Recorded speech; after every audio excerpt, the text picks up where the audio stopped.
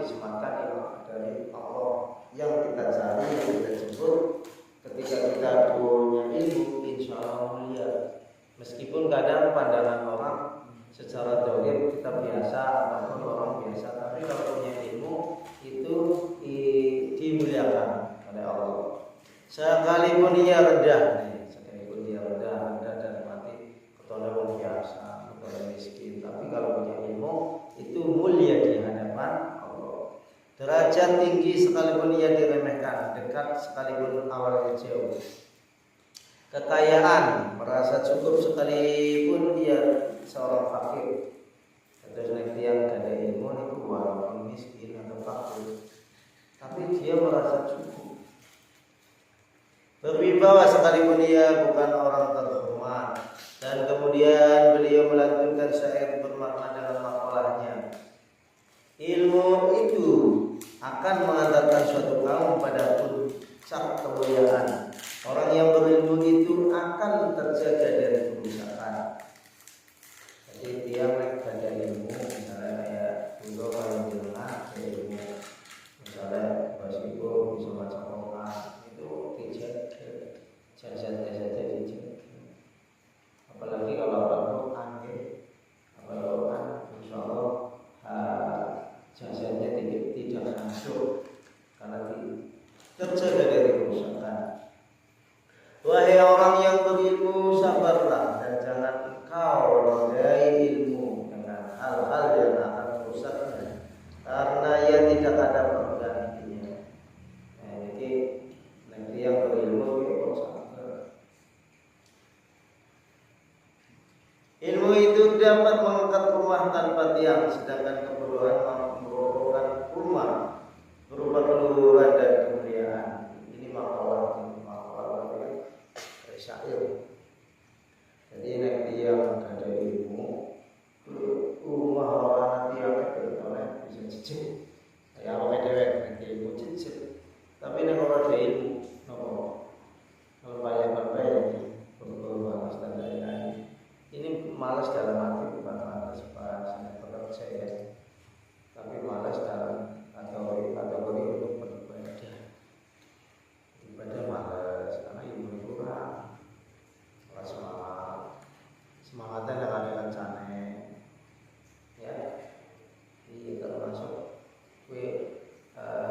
dunia rame sending, akeh sending tetap semangat, jamaah bisa semangat.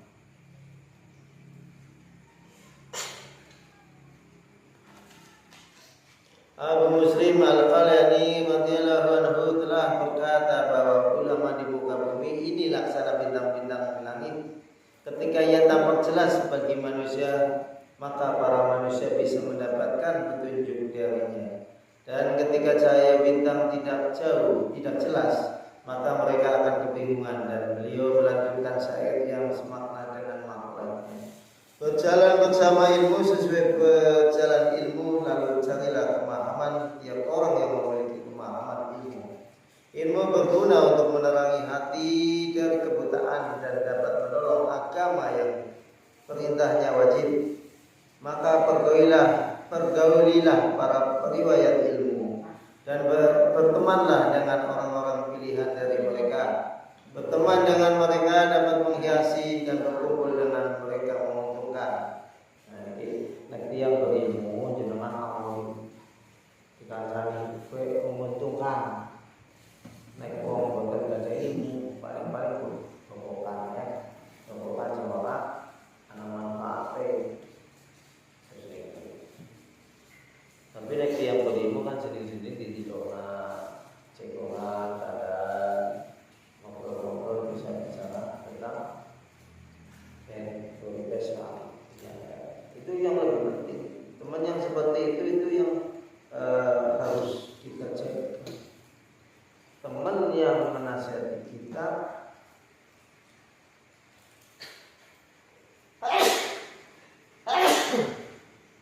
mengingatkan kepada Allah, mengingatkan untuk kita beribadah, itu yang lebih baik daripada teman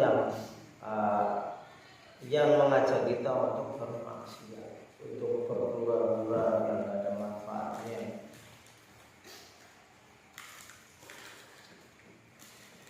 Janganlah engkau palingkan kedua matamu dari mereka, karena mereka laksana bintang yang dapat memberi petunjuk. Jika satu bintang hilang, muncul bintang-bintang lainnya.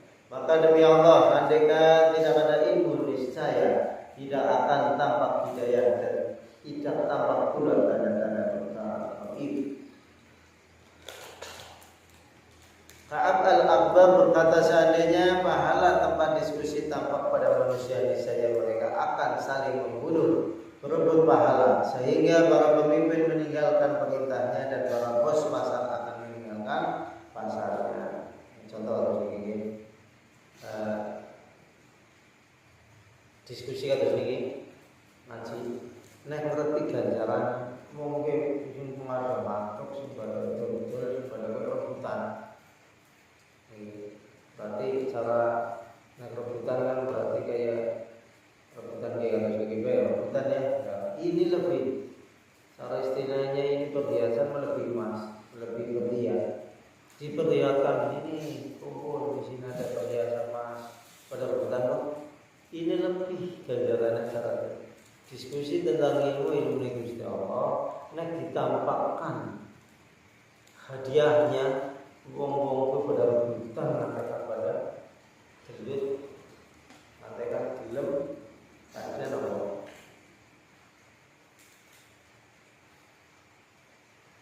berebut pahala, saling membunuh karena pahala saya gede rebutan jadi orang. Tapi orang keton, goib sih, keton yang lebih enak Sebagian ulama salah berkata sebaik-baik pemberian adalah akal, sedangkan selek-seleknya musibah adalah kebodohan. Ya akal mikir. Tapi nanti yang kok bodoh, nek wong bodoh kan sejelek-jeleknya musibah. Orang berbuat ilmu, orang bermaji, cekongan yang berbeda, misalnya macam orang berbeda dan lain-lain. Kita hanya berusaha saling mengingatkan dan tetap saling mengingatkan yang baik, bukan berarti memerintah itu maupun awal saling mengingatkan dan selamat dunia akhirat. Sebagian masalah selain juga berkata ilmu itu adalah pengaman dari tipu daya setan, juga sebagai benteng dari tipu daya orang yang dengki dan para dan sebagai petunjuk akal. Jadi ilmu sebagai petunjuk akal. Kita kayak jenengan kayak sih amalnya bisa dibangun seperti bebas di akal. Para teknik dua swag atau jajaran dibangun ya. Ini di akal ilmu itu sebagai pengaman tipu daya setan.